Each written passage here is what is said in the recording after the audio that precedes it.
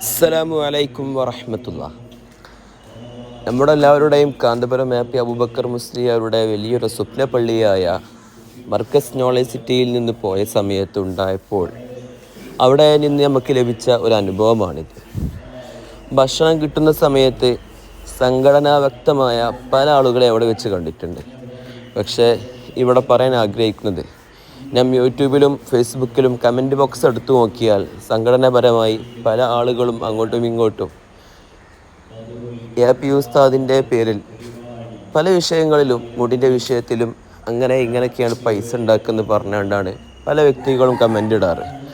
എന്നാൽ സത്യാവസ്ഥ എന്തെന്ന് വെച്ച് കഴിഞ്ഞാൽ അവിടെ വരുന്ന സമയത്ത് നമ്മൾ ഓരോരുത്തരും വളരെ വളരെ ഐക്യത്തോടു കൂടി ഭക്ഷണം കഴിച്ച് മുന്നോട്ട് പോകുമ്പോൾ അവിടെ അങ്ങനെ ഒരു പ്രശ്നമോ ഒന്നും തന്നെ ഇല്ല. പക്ഷേ നമ്മളെ ഫേസ്ബുക്കിലും മറ്റുള്ള കമൻറ്റ് പോസ്റ്റ് നോക്കുന്ന സമയത്ത് പല വ്യക്തികളും പല രീതിയിലുമാണ് അധിക്ഷേപിച്ചു കൊണ്ടിരിക്കുന്നത്.